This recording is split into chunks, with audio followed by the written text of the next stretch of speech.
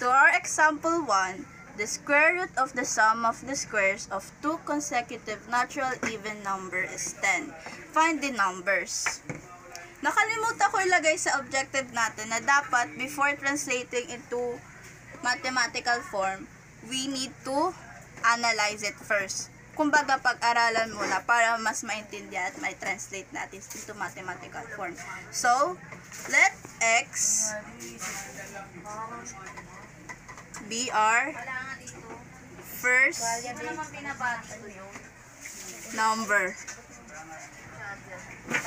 And x plus 2 be our second number. Let's break it down to our equation. The square root of x squared plus x plus 2 squared is equal to 10. Now, we have to simplify. So, x, square of binomials, x squared plus x times x, x squared. X times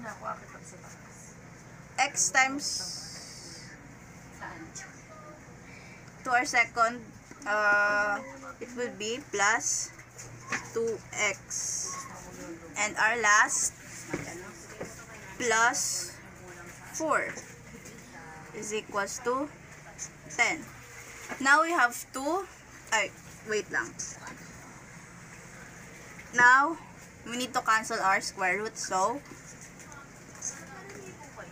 cancel, simplify. Copy the like terms. X squared plus 2x plus 4 square root of 10. 10 squared is equals to 100. Hindi yan yung final natin kasi equal natin siya sa 0. So, x squared plus 2x plus 4 minus 100 equals to 0.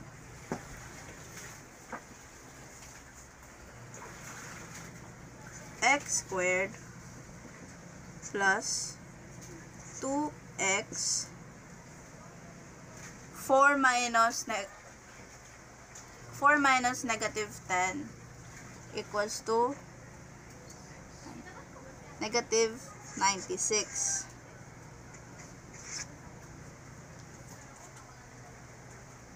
Tama.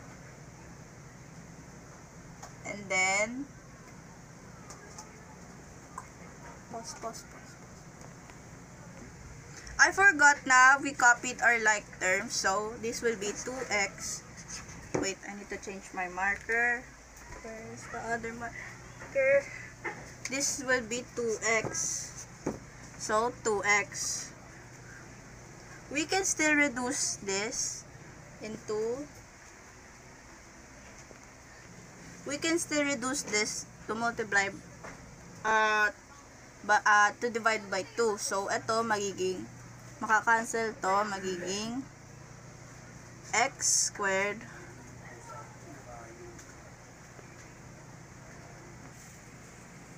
I forgot na, nag-like terms tayo. So, ito ay magiging 4, at ito ay 4. So, ito magiging plus 4 x minus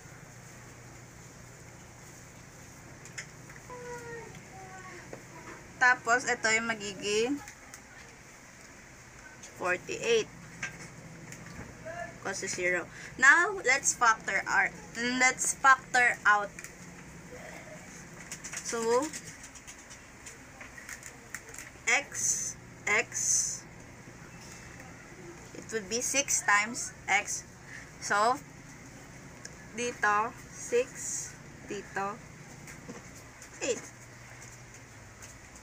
Bakit? Kasi kapag pinag-plus mo tong dalawang to, magiging positive 4. Pag pinag-times naman, magiging negative 48. x is equals to positive 6 and x is equal to negative 8. We're looking for the even numbers, natural even numbers. So we'll take the 6. So x is equals to 6 and x plus 2 is equals to 6 plus 2 is equals to 8. Now, our numbers is 6 and 8. That is our first example. Moving to our second example. To our second example, the legs of a right triangle measure 5 cm and 12 cm. How long is the longest side of the triangle? So we're talking about the right triangle. Obviously, we are going to use the Pythagorean theorem, where we use the formula c squared is equals to a squared plus b squared, where c is our longest side. Now we're going to substitute 5 cm and 12 cm.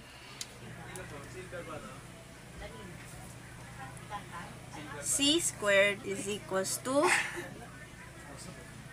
let's use 5 plus 5 squared plus 2rb 12 squared. C squared squared of 5 will be 25 plus square root of 12 4. Now let's add this. C squared is equals to 169. Now let's square both sides.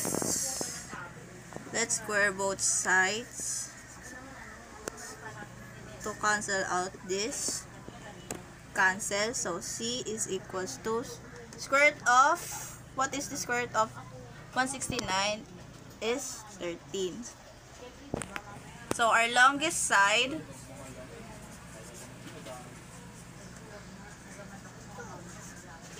is 13.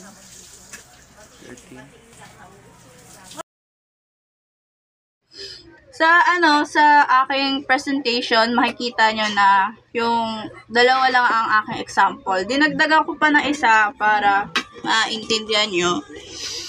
Okay. Sa example 3 ko, sabi, the perimeter of square is 16 cm or 16 cm and our side is x plus 3. We have to find x. So, pag sinabing perimeter, pag ibig sabihin perimeter is the sum of all sides of square. So, obviously, we're talking about square. Sabi daw sa square, yung sides ng square is x plus 3. So, lahat ng sides na yan, x plus 3, dahil lahat ng sides ng square ay equal. So,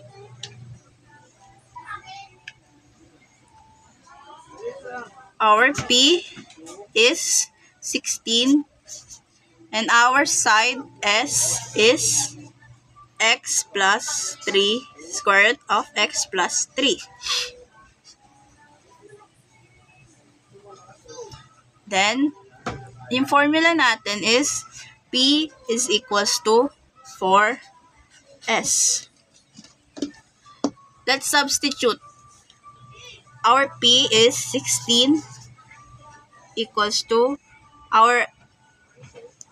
4. Our S is square root of x plus 3.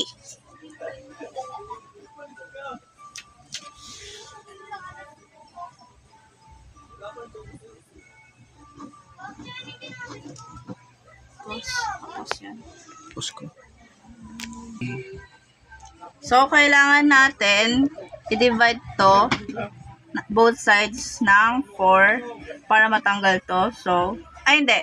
Kailangan pala mo natin i-multiply to. So, 16 is equals to 4 times square root of x plus 3 will be 4 square root of x plus 3. Tapos doon natin na i-multiply by 4 both sides. So, 5. cancel. 4 is equals to square of x plus 3. Now, para matanggal yung square root, kailangan natin i-square both sides. So, square ng 4, 16. Square ng x plus 3, kakancel lang natin. So, x plus 3. Now, simply transpose 3 sa unahan. 16, positive siya, magiging negative, is equals to x. So, combine, magiging 13 is equals to x, same as x is equal to 13. So, that is our x.